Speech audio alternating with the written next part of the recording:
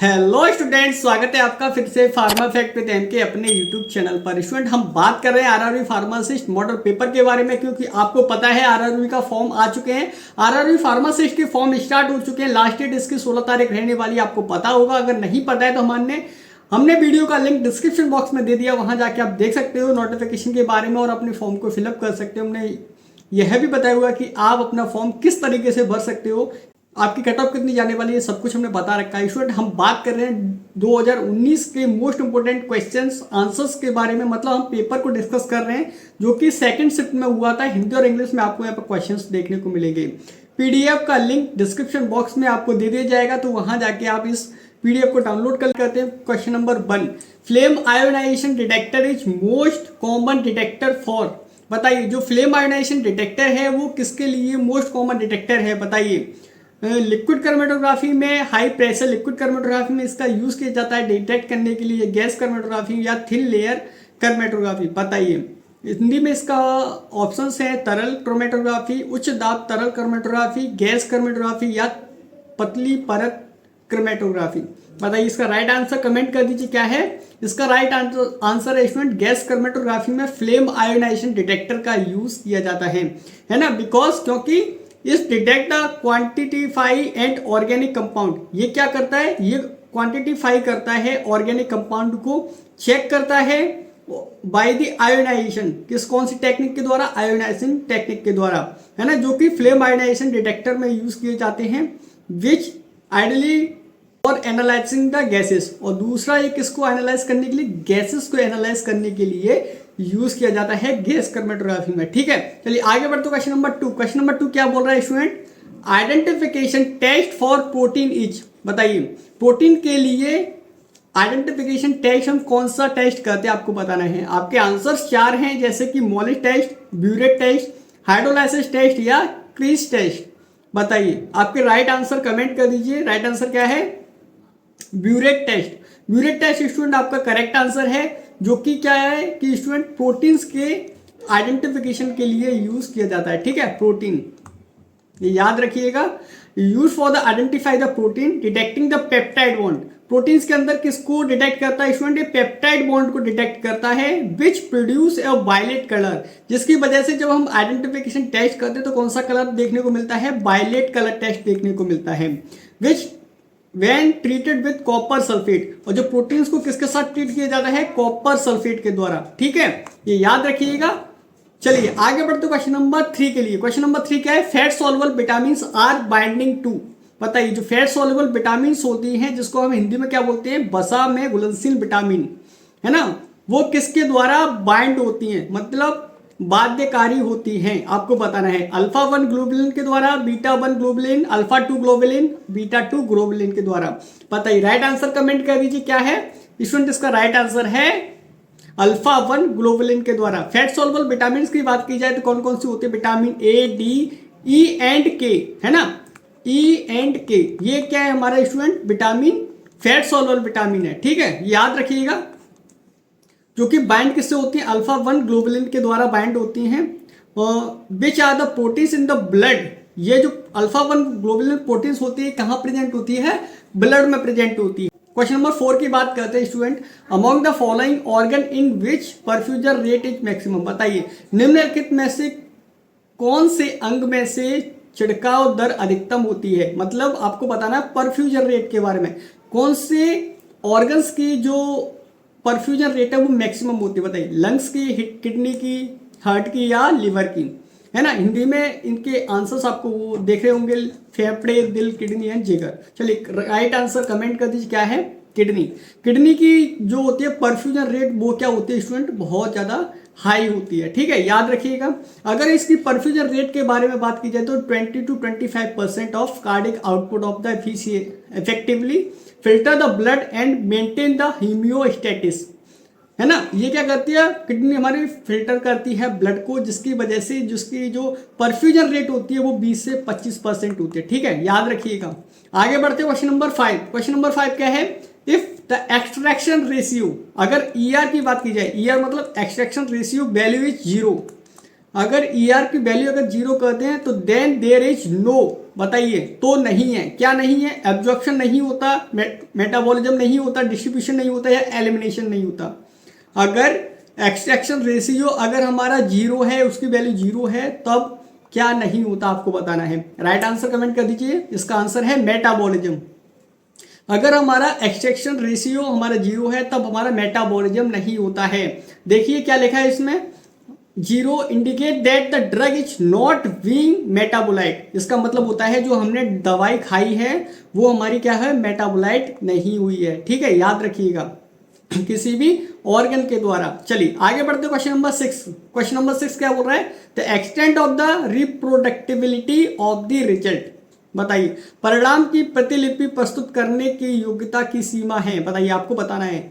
बताइए अगर रिप्रोडक्टिविटी को एक्सटेंड करोगे तब कौन सा रिजल्ट हमें देखने को मिलता है, एक्यूरेसी, प्रिसीजन, एब्जॉर्प्शन, लिनियरिटी या एब्जॉर्प्शन रेंज देखने को मिलती है। करेक्ट आंसर को कमेंट कर दीजिए। चलिए देख लेते हैं क्या है इसका करेक्ट आंसर, प्रिसीजन। अगर हम रिप्रोडक्टिव को एक्सटेंशन करें तो हमें जो रिजल्ट देखने को मिलेगा वो प्रिसीजन का देखने को मिलेगा। ठीक है, चलिए आगे बढ़ते हैं क्वेश्चन नंबर 7 के लिए। क्वेश्चन नंबर 7 क्या है, insulin is compost of total, बताइए कितने अमीनो एसिड से मिलकर बना होता है इंसुलिन।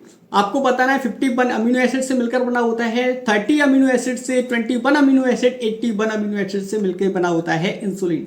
राइट आंसर को कमेंट कर दीजिए क्या है, राइट आंसर हमारा 51 अमीनो एसिड। ठीक है, इंसुलिन जो होता है 51 अमीनो एसिड से मिलकर बना होता है। अगर बात की जाए इसके अंदर दो चेन होती हैं, चेन ए और चेन बी। अगर चेन ए की बात की जाए तो 21 अमीनो एसिड होती हैं और अगर चेन बी की बात की जाए तो 30 अमीनो एसिड होती है। ठीक है, ये याद रखिएगा।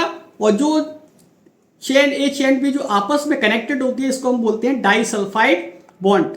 ठीक है स्टूडेंट, ये बहुत इंपॉर्टेंट है, ये हमेशा किसी ना किसी क्वेश्चन किसी ना किसी फार्मासिस्ट एग्जाम में जरूर पूछा जाता है। और यह जो क्वेश्चन है वो 2019 में सेकंड शिफ्ट के पेपर में आया हुआ है। चलिए आगे बात करते हैं क्वेश्चन नंबर 8। क्वेश्चन नंबर 8 क्या है, what does a negative value of sigma signify for the substituent.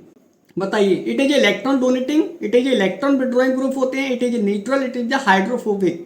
बताइए किसी प्रतिस्पादक के लिए सिग्मा का ऋणात्मक मान क्या दर्शाता है, आपको बताना है। आपके आंसर्स हैं आपके सामने। करेक्ट आंसर की बात की जाए it is a donating group. कौन सा डोनेटिंग ग्रुप होता है, इलेक्ट्रॉन डोनेटिंग।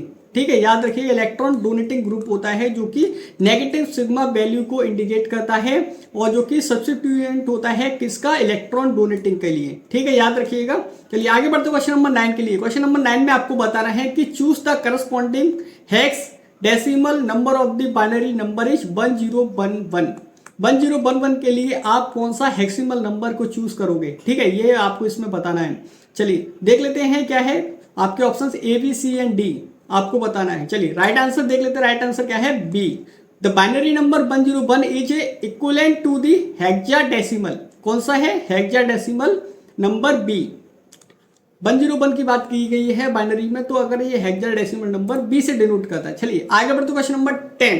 क्वेश्चन नंबर 10 क्या है, an ideal sun screening agent should absorb the electromagnetic radiation in the range of. बताइए इलेक्ट्रोमैग्नेटिक रेडिएशन जो होती है इसकी रेंज क्या होती है सन स्क्रीन एजेंट की, आपको बताना है। इसके आंसर्स आपके सामने अवेलेबल है, 100 to 150 nanometre, 290 to 320 nanometre, 400 to 450 nanometre, 490 to 520 nanometre, है ना। हिंदी में इसका मतलब है एक आदर्श सन स्क्रीन एजेंट को विद्युत चुंबकीय विकिरणों को जो सीमा को अवशोषित करने की जो रेंज होती है वो क्या होती है, आपको बताना है। आपके आंसर्स आपके सामने अवेलेबल हैं। और चलिए राइट आंसर क्या है देख लेते हैं। राइट आंसर है 290 to 320 नैनोमीटर। अगर बात की जाए जो सन स्क्रीन होती है वो कौन सी वेवलेंथ को एब्जॉर्ब करती है स्टूडेंट, वो करती है हमारी यूवीवी, है ना। यूवीवी रेडिएशन को क्या करती है, एब्जॉर्ब करती है। ठीक है, याद रखिएगा। इसकी जो रेंज होती है सन स्क्रीन की वो 290 से 320 नैनोमीटर के लिए होती है, ये आइडियल रेंज है। ठीक है, आगे बढ़ते हैं क्वेश्चन नंबर 11 की तरफ। क्वेश्चन नंबर 11 क्या बता रहा है, indicate the use of lanolin. Lanolin का यूज क्या होता है आपको बताना है। आपके आंसर्स आपके सामने अवेलेबल है। इम्यूडेंट इफेक्ट शो करता है, विस्कोसिटी कंट्रोलर होता है, कलरिंग एजेंट होता है या प्रिजर्वेटिव होता है। मुझे लगता है सिंपल है और सबको पता होगा, अगर नहीं पता है तो चलिए देख लेते हैं राइट आंसर क्या है। राइट आंसर है इसका इमोलिएंट इफेक्ट आता है ना। लेलोनिन का कौन सा इफेक्ट आता है, इमोलिएंट इफेक्ट देखने को मिलता है, जो कि क्या होता है एक मॉइस्चराइजर की तरह वर्क करता है और उसके साथ साथ क्या करता है स्किन को सॉफ्ट करता है। साथ ही साथ इसका जो यूज है वो हमारा क्रीम और ऑइंटमेंट में इसका यूज किया जाता है। चलिए आगे बढ़ते हैं। क्वेश्चन नंबर 12 क्या बताया है, indicate the amount of gelling agent use in after shave gel. जो हम सेविंग में after gel shave gel use करते हैं, सेविंग जेल यूज करते हैं, उसके अंदर जेलिंग एजेंट कितना होता है आपको बताना है। जेलिंग एजेंट कितना होता है, इसकी रेंज क्या होती है, 0 to 1%, 5 to 10%, 2 to 5%, 10 to 15% range होती है जेलिंग एजेंट की सेविंग क्रीम में। बताइए राइट आंसर क्या है। राइट आंसर स्टूडेंट इसका 2 to 5%। ठीक है student, 2 to 5%। Option number C correct है, बिकॉज ये प्रोवाइड करती है डिजायर्ड कंसिस्टेंसी एंड टेक्सचर। किसके लिए, कंसिस्टेंसी और टेक्सचर, ये हमारे डिजायर कंसिस्टेंसी टेक्सचर को प्रोवाइड करती है। साथ ही साथ क्या होती है, अलाइंग फॉर द स्मूथ एप्लीकेशन, आराम से अच्छे तरीके से क्या करती है, ये लग जाती है। ठीक है जेल। चलिए आगे बढ़ते क्वेश्चन नंबर 13। क्वेश्चन नंबर 13 क्या है, the percentage of the total calories obtain from the carbohydrate should be between. बताइए अगर कार्बोहाइड्रेट से प्राप्त कुल कैलोरी का प्रतिशत किसके बीच होना चाहिए, आपको बताना है। 10 to 20% के बीच में, 5 to 10%, 20 to 30% के बीच में, 50 to 60% के बीच में। बताइए कार्बोहाइड्रेट का जो कैलोरी ऑब्टेन होती है वो कितनी होती है, आपको बतानी है। आपके आंसर्स हैं 50 to 60% के बीच में। Option number D is correct, है ना। अगर कार्बोहाइड्रेट की बात की जाए तो ये क्या होता है, एनर्जी का पहला सोर्स होता है। जैसे आप देख सकते हो बॉडी प्राइमरी सोर्स जो होता है हमारा वो कार्बोहाइड्रेट ही होते हैं, आपको पता होगा। इसेंशियल जिसकी वजह से हमें क्या मिलती है, maintaining the overall health and metabolism, जिसकी वजह से हमारा मेटाबॉलिज्म अच्छा होता है। साथ ही साथ ओवरऑल हेल्थ जितनी भी होती है हमारी वो बहुत अच्छी होती है। चलिए आगे बढ़, क्वेश्चन नंबर 14 देख लेते हैं क्या है, at what time of a day is the relative humidity normally at the minimum. दिन के किस समय आपेक्षिक आर्द्रता सामान्यतः न्यूनतम होती है। बताइए कौन से समय पर दिन के जो हमारी ह्यूमिडिटी है वो क्या होती है, नॉर्मली होती है। बताइए जस्ट बिफोर सनराइज, सूर्योदय से पहले, अबाउट द मिडनाइट, लगभग आधी रात में, when the air temperature is highest, जब हवा का टेम्परेचर जब हाईएस्ट होता है तब, या व्हेन द एयर टेम्परेचर जो लोएस्ट, जब हवा का टेम्परेचर जो होता है वो कम होता है। बताइए राइट आंसर कमेंट कर दीजिए क्या है, when the air temperature highest, मतलब ऑप्शन नंबर सी हमारा सही है। क्वेश्चन नंबर 15 में क्या बताया गया, which of the following drug is used to demonstrate the mydriatic action. बताइए माइडायरेक्टिक एक्शन कौन सा ड्रग्स हमें शो करता है, एनफ्लूरेसिल, अट्रोपिन सल्फेट, क्लोरमब्यूसिल या प्रोकेन। बताइए आपके सामने चार ऑप्शन हैं, आपको बताना है कि जो हमारा मेन डेमोन्स्ट्रेट ड्रग्स है जो कि माइडायरेक्टिक एक्शन शो करता है वो कौन सा ड्रग है। चलिए कमेंट कर दीजिए राइट आंसर क्या है, अट्रोपिन सल्फेट। ठीक है याद रखिएगा बच्चों, अगर वीडियो पसंद आ रही तो वीडियो को लाइक कीजिए, चैनल को सब्सक्राइब कीजिए। चलिए स्टूडेंट क्वेश्चन नंबर 16 देखते हैं क्या है, which of the following medicine is used to exhibit topical effect on ice.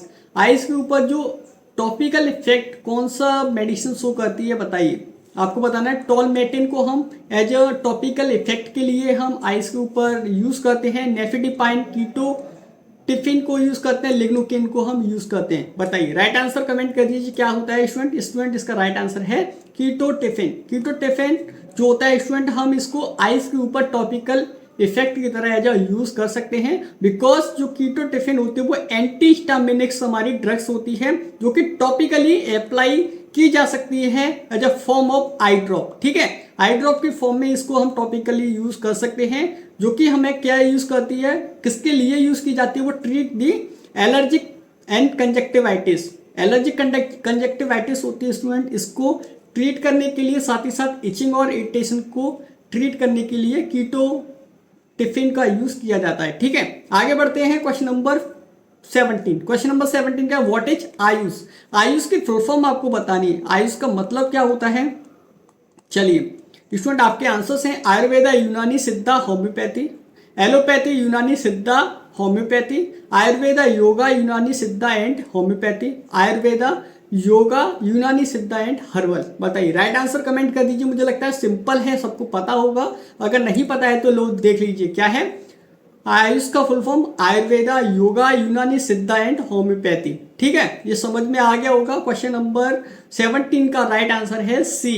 चलिए, ठीक है, ये क्या होता है? ट्रेडिशनल अल्टरनेटिव मेडिसिन सिस्टम है जो कि recognise by the Indian government for the promoting the holistic health care, है ना। जो हमारा पुराना हेल्थ केयर सिस्टम था, जो कि हमारे आचार्य, जो कि हमारे वैद्य वगैरह यूज किया करते थे, उसको प्रमोट करने के लिए यह सिस्टम बनाया गया है। ठीक है, ये पहले से ही था स्टूडेंट, इसको यहाँ पर थोड़ा सा क्या करा गया है, इंडियन गवर्नमेंट के थ्रू प्रमोट करने के लिए यूज किया गया है। ठीक है, आगे बढ़ते क्वेश्चन नंबर 18। क्वेश्चन नंबर 18 क्या है?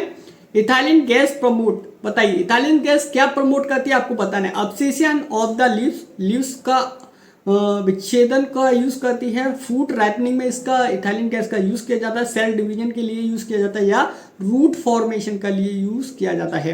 राइट आंसर कमेंट कर दीजिए, राइट आंसर क्या है स्टूडेंट। चलिए राइट आंसर देख लेते हैं, फ्रूट राइपनिंग। इथाइलिन गैस जो होती है स्टूडेंट, फ्रूट राइपनिंग के लिए यूज की जाती है, जो कि प्लांट हार्मोन्स की तरह ये वर्क करती है। That promote the ripening fruit, जिसकी वजह से क्या होता है, जो बायोकेमिकल रिएक्शंस होते हैं, बायोकेमिकल प्रोसेस होते हैं प्लांट के अंदर, वो क्या हो जाते हैं, ट्रिगर्ड हो जाते हैं, मतलब बढ़ जाते हैं। ठीक है, जिसकी वजह से जो फ्रूट वगैरह होते हैं वो सॉफ्ट हो जाते हैं और जो स्वीटनेस और कलरिंग इसमें क्या होती है, बढ़ जाती है। किसी भी फ्रूट के अंदर स्वीटनिंग बढ़ जाएगी और क्या होता है, जो उसका कलर चेंज हो जाएगा। ठीक है स्टूडेंट, अब बात करते हैं क्वेश्चन नंबर 19 की। क्वेश्चन नंबर 19 में आपको बताना है what is the other name of vitamin B3। Vitamin B3 का अदर नेम, दूसरा नेम क्या होता है? आपके आंसर्स आपके सामने अवेलेबल है। पैरोक्सिडिन बोलते हैं, राइबोफ्लेविन बोलते हैं, निकोटिनिक एसिड बोलते हैं, पेंटोथेनिक एसिड बोलते हैं। आपका आंसर्स आपको समझ में आ गया होगा। जो विटामिन B3 होती है उसको हम निकोटिनिक एसिड बोलते हैं। ठीक है, तो याद रखिएगा, अगर निकोटिनिक एसिड की बात की जाए तो इसको हम क्या बोलते हैं, नियासिन भी बोलते हैं। स्टूडेंट ये है 2019 के पेपर जो सेकंड शिफ्ट हुई थी आरआरबी फार्मासिस्ट की, वहां पर आया हुआ क्वेश्चन है। चलिए अब बात कर लेते हैं क्वेश्चन नंबर 20 की, जो कि है indicate the chemical constituent of vitamin D.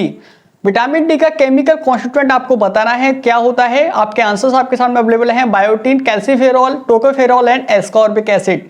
तो यहां पर कमेंट कर दीजिए राइट आंसर। चलिए देख लेते हैं राइट आंसर क्या है स्टूडेंट। राइट आंसर है हमारा कैल्सीफेरॉल। तो विटामिन डी को हम बोलते हैं student calciferol. Option number B हमारा सही है।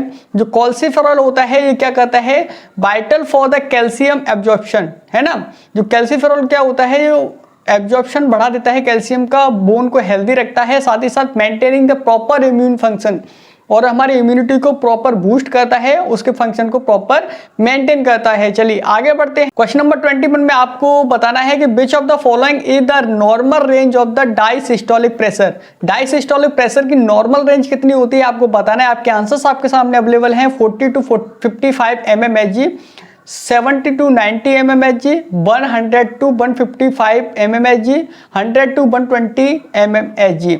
तो स्टूडेंट आपको पता होगा जो प्रेशर होता है, जब हम प्रेशर की बात करते हैं ब्लड प्रेशर की, तो इसको हम mm और Hg के यूनिट में नापते हैं। आपको डायसिस्टोलिक की नॉर्मल रेंज बतानी है कितनी होती है। तो स्टूडेंट आपका आंसर कमेंट कर दीजिए क्या होती है, 70 to 90, है ना, 70 से 90 mmHg के बीच में क्या होती है, इसकी नॉर्मल रेंज होती है। If the flowability is express of the good, अगर आप किसी पाउडर की फ्लोबिलिटी अच्छी है, गुड है, then percentage compressibility is having value of. तो आपको बताना है कि अगर फ्लोबिलिटी अगर किसी पाउडर की अच्छी है तो कंप्रेसिबिलिटी उसकी कितनी होनी चाहिए। तो आपको बतानी है 5 to 10%, 18 to 21%, 12 to 16%, 23 to 25%। तो राइट आंसर कमेंट कर दीजिए। यह क्वेश्चन आया हुआ है स्टूडेंट, इसका राइट आंसर है 12 to 16% के बीच में कंप्रेसिबिलिटी होगी अगर किसी पाउडर की फ्लोएबिलिटी गुड है तो। ठीक है, आपको समझ में आ गया होगा। चलिए अब बात करते हैं क्वेश्चन नंबर 23 की। क्वेश्चन नंबर 23 में क्या बताया गया है, which dye will give yellow colour. आपको बताना है कौन सी डाई येलो कलर देती है, बताइए। अमरेंथा, टेट्राजिन, एरिथ्रोसिन या इंडिगो कार्मिन। तो आपके आंसर्स आपके सामने अवेलेबल है, तो कमेंट कर दीजिए राइट आंसर क्या है। चलिए देख लेते हैं स्टूडेंट, इसका जो राइट आंसर है वो हमारा B, option number B correct है, क्योंकि जो टेट्राजिन होता है स्टूडेंट ये है हमारा क्या कहता है, येलो कलर देता है, येलो कलर की डाई होती है। जो टेट्राजिन होता है ये हमारी सिंथेटिक डाई होती है जो कि हम फूड में यूज करते हैं फार्मास्यूटिकल प्रोडक्ट में इसका यूज किया जाता है। चलिए बात करते हैं क्वेश्चन नंबर 24 की, जो कि है identify the salt use for polishing the capsule. अगर हमें किसी कैप्सूल को पॉलिश करना है तो इसमें कौन सा सॉल्ट हमें जरूरत पड़ेगी पॉलिश करने के लिए, तो आपको बताना है। सोडियम बाइकार्बोनेट का यूज करते हैं, सोडियम क्लोराइड, स्टार्च का यूज करते हैं, या अमोनियम क्लोराइड का यूज करते हैं। तो राइट आंसर कमेंट कर दीजिए किसका हम यूज करते हैं। चलिए देख लेते हैं स्टूडेंट इसका राइट आंसर क्या है, स्टार्च। ऑप्शन नंबर सी हमारा करेक्ट आंसर है। स्टार्च का यूज हम कैप्सूल को पॉलिश करने के लिए किया जाता है। पॉलिशिंग एजेंट भी इसको बोला जाता है। स्मूथ एंड सिनी अपीयरेंस के लिए, enhance there the visual appearance, making the easy to handle, है ना, आराम से इसको संभाल सके, हैंडल कर सके, इसके लिए हम स्टार्च की पॉलिश करते हैं कैप्सूल्स के ऊपर। ठीक है, आगे बढ़ते हैं क्वेश्चन नंबर 25। क्वेश्चन नंबर 25 में आपको बताना है shift in lambda two max toward the longer wavelength. अगर कोई भी शिफ्ट लॉन्गर वेवलेंथ की तरफ शिफ्ट हो रही है तो स्टूडेंट यूवी विजुअल स्पेक्ट्रोस्कोपी में इसको क्या बोला जाता है, पैथोक्रोमिक शिफ्ट बोलते हैं, हाइग्रोक्रोमिक शिफ्ट बोलते हैं, हाइग्रोक्रोमिक शिफ्ट बोलते हैं, या हाइपरक्रोमिक शिफ्ट बोलते हैं। तो बताइए स्टूडेंट, आपका आंसर सब कमेंट कर दीजिए क्या है। स्टूडेंट अगर आपको पता होगा कोई भी अगर वेवलेंथ लॉन्गर वेवलेंथ की तरफ मूव कर रही है तो स्टूडेंट इसको बोलते हैं बैथोक्रोमिक शिफ्ट। ठीक है, बॉर्थोक्रोमिक शिफ्ट को हम क्या बोलते हैं, दूसरी भाषा में रेड शिफ्ट भी बोला जाता है, जो कि क्या करती है, movement of the absorption maximum, कितना एब्जॉर्प्शन हो चुका है किसी भी रेंज का, है ना, यूवी स्पेक्ट्रोस्कोपी में इससे नापा जाता है किस, है ना। चलिए आगे बात करते हैं क्वेश्चन नंबर 26। क्वेश्चन नंबर 26 में आपको बताना है the basis for the relationship between the voltage generated by the electrochemical cells and the relevant concentration to each electrode is explained by। बताइए, एक इलेक्ट्रोकेमिकल सेल द्वारा उत्पन्न वोल्टेज और प्रत्येक इलेक्ट्रोड पर प्रसारण एकाग्रता के बीच संबंध आधार निम्न द्वारा समझाया गया था। बताइए किसके द्वारा relationship between the voltage generated by the electrochemical cells and concentration के बीच में किसके द्वारा बताया गया है। बताइए, Nernst equation, nitrogen rule and Faraday rules, या ग्रिफ्स इक्वेशन, किसके द्वारा बताया गया है यह रिलेशनशिप। स्टूडेंट ये बताया गया हमारी नेक्स्ट इक्वेशन। नेक्स्ट इक्वेशन में जो रिलेशनशिप होती है, जो ग्राफ बनता है वोल्टेज और करंट के बीच में, या वोल्टेज ऑफ कंसंट्रेशन के बीच में ग्राफ बनता है। ठीक है, आपको याद रखना है। चलिए आगे बढ़ते हैं क्वेश्चन नंबर 27 के लिए। क्वेश्चन नंबर 27 में बताया गया nicotinic antagonist is, nicotinic antagonist इन चारों में से कौन सा है, कमेंट कर दीजिए राइट आंसर। आपके ऑप्शंस हैं डेका मिथोनियम, सुक्सा मिथोनियम, अट्रोपिन एंड हायोसिन। बताइए राइट आंसर कमेंट कर दीजिए क्या है, डेका मिथोनियम। ठीक है, डेका मिथोनियम स्टूडेंट ये क्या है, न्यूरोमस्कुलर ब्लॉकर एजेंट है ना, जो निकोटिनिक एंटागोनिस्ट है, जो कि क्या इनहिबिट करता है, action of acetyl choline. Acetyl choline जो हमारी बॉडी में प्रेजेंट होता है उसको क्या कर देता है, इनहिबिट कर देता है। ठीक है, ये याद रखिएगा। चलिए आगे बढ़ते हैं क्वेश्चन नंबर 28 की तरफ। क्वेश्चन नंबर 28 में आपको पूछा है in the preparation of the liposomes proliposomes method. अगर आपको लिपोसोम्स बनाने हैं प्रोलिसोम मेथड के द्वारा, the lipid are dried down to a finely divided particular support such as. बताइए, लिपोसोम्स प्रोलिसोम विधि की तैयारी में लिपिड को बारीक विभाजित कर समर्थन में सुखाया जाता है, जैसे कि पाउडर सोडियम क्लोराइड की फॉर्म में, पाउडर सोडियम सल्फेट की फॉर्म में, सोडियम बाइकार्बोनेट की फॉर्म में, या पोटेशियम क्लोराइड की फॉर्म में। बताइए, अगर आपको लिपोसोम्स बनाने हैं प्रोलिसोम मेथड के द्वारा तो जो पाउडर होता है, जो लिपिड का पाउडर होता है, वो किसके सपोर्ट में सुखाया जाता है। बताइए राइट आंसर कमेंट कर दीजिए क्या है, पाउडर सोडियम क्लोराइड के फॉर्म में। ठीक है, चलिए आगे बढ़ते हैं क्वेश्चन नंबर 29, जो कि है what is the diameter of the large unilamellar vesicles. बताइए, लार्ज यूनिलेमिनर वेसिकल्स होते हैं स्टूडेंट, आपको पता होगा, इसके रेंज आपके सामने दे रखी है 600 से 800 नैनोमीटर, 0 से 100 नैनोमीटर, 400 टू 600 नैनोमीटर, 100 से 400 नैनोमीटर। तो करेक्ट आंसर है 400 से 600 नैनोमीटर के बीच में हमारी जो क्या होती है स्टूडेंट, यूनिलेमिनर वेसिकल्स के लार्ज डायमीटर की फॉर्म होती है। ठीक है, चलिए आगे बढ़ते हैं क्वेश्चन नंबर 30, जो कि है indicate the region of the oral mucosa where the blood flow will be high. बताइए, मौखिक म्यूकोसा का वह क्षेत्र जहां पर रक्त प्रवाह सबसे अधिक होता है। बताइए, आपको इंडिकेट करना है कि ऐसा कौन सा ओरल म्यूकोसा है जो कि सबसे ज़्यादा जहाँ पर ब्लड फ्लो होता है, sublingual, buccal and ventral, tongue and फेरेंडम। तो राइट आंसर कमेंट कर दीजिए। इसका राइट आंसर है ए सबलिंगुअल, सबलिंगुअल जो जीभ के नीचे वाला पार्ट होता है उसको बोला जाता है region located under the tongue है द हाई ब्लड फ्लो। इसके नीचे क्या होता है, हाई ब्लड फ्लो होता है which facilitate the rapid absorption of the medication directly into the blood stream. अगर यहाँ पर कोई भी मेडिसिन को रखा जाता है तो वो क्या होती है, डायरेक्ट एब्जॉर्ब होकर हमारे ब्लड स्ट्रीम में पहुंच जाती है। चलिए वीडियो पसंद आ रही है तो वीडियो को लाइक कीजिए, चैनल को सब्सक्राइब कर लीजिए। चलिए इसकी बात करते हैं आगे वाली पार्ट 2 की। चलिए आगे देख लेते हैं क्वेश्चन नंबर 31। क्वेश्चन नंबर 31 में किसकी बात करें, विच of the following is a autosomal dominant disorder. Autosomal dominant disorder जिसको हम एडीडी बोला जाता है, उसको क्या बोलते हैं आपको बताना है। पॉलीक्रिस्टिक किडनी डिसीज बोला जाता है, थैलेसेमिया बोला जाता है, अल्कप्टोरिया बोला जाता है, विल्सन डिसीज बोला जाता है। बताइए एडीडी की फुल फॉर्म क्या होती है, आपको पता चल गया यहाँ से। अब बताना है कि जो एडीडी होता है वो किससे रिलेटेड है, किसको बोला जाता है। आपके ऑप्शन हैं स्टूडेंट, इसको बोला जाता है पॉलीक्रिस्टिक किडनी डिसीज को हम एडीडी बोलते हैं, मतलब ऑटोसोमल डोमिनेंट डिसऑर्डर बोला जाता है। चलिए आगे बढ़ते क्वेश्चन नंबर 32। क्वेश्चन नंबर 32 जो कि है which of the following is not a barrier to communication. बताना है इन चारों में से ऐसा कौन सा बैरियर है जो कम्युनिकेशन का नहीं है। बताइए language, multiple transmitter, noise and pollution. बताइए स्टूडेंट इसका राइट आंसर मुझे लगता है सबको पता होगा। पॉल्यूशन ही एक ऐसा है एलिमेंट है, बैरियर है जो कि कम्युनिकेशन में कोई भी बाधा उत्पन्न नहीं कर सकता है। ठीक है, चलिए आगे बात करते हैं क्वेश्चन नंबर 33 की। क्वेश्चन नंबर 33 में बताया गया which of the following is not a kind of major punishment for the various type of misconduct. बताइए आपको बताना है कि निम्नलिखित में से कौन सा विभिन्न प्रकार के कदाचार के लिए एक प्रकार की बड़ी सजा नहीं है। बताइए with holding the increment, demotion, discharge and loss of privilege. बताइए स्टूडेंट इसका राइट आंसर क्या है, डी, लॉस ऑफ प्रिविलेज कोई भी बड़ी पनिशमेंट नहीं है मिसकंडक्ट करने के लिए। ठीक है, सैंपल कंटेनिंग जो कि जलदार मेथड होता है उसमें सैंपल हम किसकी फॉर्म में कंटेंट करते हैं। बताइए कंसंट्रेटेड NaOH की फॉर्म में, फ्यूमिक HNO3 की फॉर्म में, कंसंट्रेटेड H2SO4 की फॉर्म में, स्ट्रॉन्ग अमोनियम सॉल्यूशन की फॉर्म में। तो स्टूडेंट इसका राइट आंसर क्या है, कंसंट्रेशन H2SO4 की फॉर्म में हम के जलदार मेथड को नाइट्रोजन डिटरमाइन करने के लिए हम यूज करते हैं। चलिए आगे बढ़ते क्वेश्चन नंबर 35 जो कि लास्ट क्वेश्चन है हमारा। In universal indicator of pH of 7 is snow with. Universal indicator जो कि इसका pH 7 होता है वो हमें किस तरीके का कलर शो करता है। बताइए yellow colour, blue colour, green colour और पिंक कलर। तो स्टूडेंट इसका राइट आंसर क्या है, ग्रीन कलर। जो 7 नंबर का pH का जो इंडिकेटर होता है वो हमारा ग्रीन कलर शो करता है। ठीक है स्टूडेंट ये याद रखिएगा, ये आपके लिए बहुत ही ज़्यादा इंपॉर्टेंट सीरीज है जो कि हम अपने चैनल पर ला चुके हैं। स्टूडेंट 2019 का जो से फर्स्ट पेपर की शिफ्ट का जो एग्जाम हुआ था उसका हम ऑलरेडी वीडियो बना चुके हैं पार्ट 1 पार्ट 2 में। चलिए जाइए वीडियो देख लीजिए, लिंक डिस्क्रिप्शन बॉक्स में है। चलिए मिलते हैं अगले ऐसे किसी वीडियो में, तब तक के लिए दोस्तों बाय बाय।